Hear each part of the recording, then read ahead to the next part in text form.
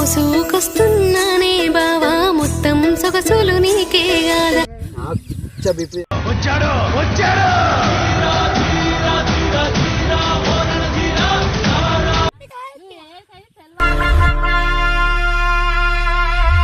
Welcome to our channel. ఈరోజు ఒక experiment చేద్దాం అనుకుంటున్నా. సొసైటీలో జరుగుతుంది సహజంగా. జస్ట్ ఈ వీడియోని మనం సోషల్ ఎక్స్పెరిమెంట్ కోసం అవేర్నెస్ తేవడానికి చేస్తున్నా. ఎండ్ వరకు చూసుకోండి. కొత్త చూస్తున్న వాళ్ళైతే మన వీడియోని ఇప్పుడు సబ్స్క్రైబ్ చేసుకోండి. వెళ్ళి పోదాం.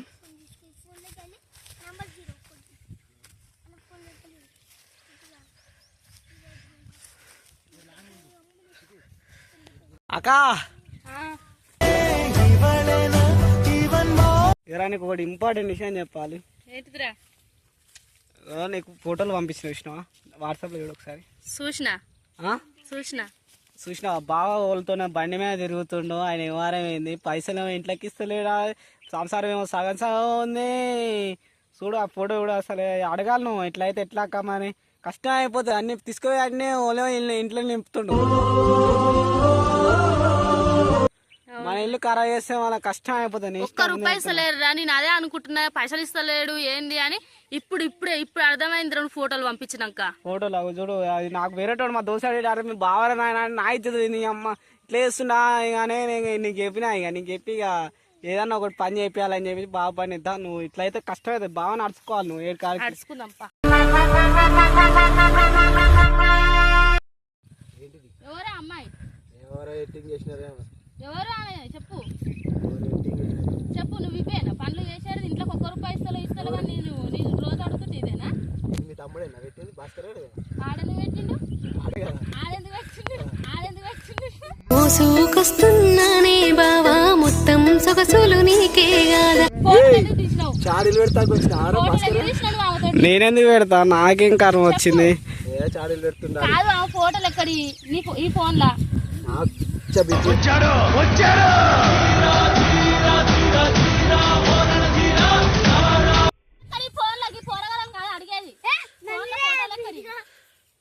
ఫోటోలు ఎక్కడ ఎడిటింగ్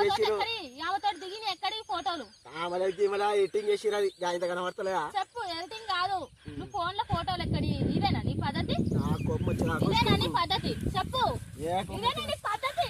అరే కొంచెం పని మాట్లాడుతున్నా.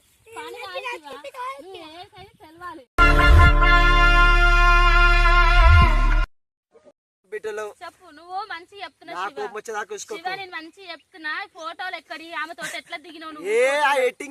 చెప్పు. తమ్ముడు పైసలు అంటే నువ్వు పైసలు ఎందుకు చూపిస్తున్నావు ఇంట్లో నాకు? ఇప్పుడు ఇది నిజం తెలిసినాక నువ్వు అది ఆట ఆడుతున్నావా? అవన్నీ కాదు కానీ ఇద్దరు మీద ప్రాంక్ వేసింది కానీ సపరేట్ ఇచ్చి ఆడేం ప్రాంక్ చెప్పు. చెప్పు. ఈ ఫోటోలు ఎక్కడి ఆమె కావు? అవును, ఈ ఫోటోలు ఇప్పుడు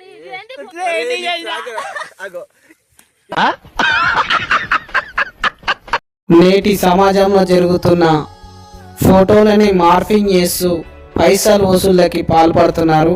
కనుక మీరు ఎలాంటి భయాందోళన చెందకుండా మీ సమీపంలో ఉన్న పోలీస్ స్టేషన్ని సందర్శించి ఆ యొక్క వ్యక్తిపై ఆ యొక్క కాల్ వచ్చిన నెంబర్పై మీరు యాక్షన్ తీసుకోమని పోలీసులని సందర్శించని. మీరు భయపడకండి.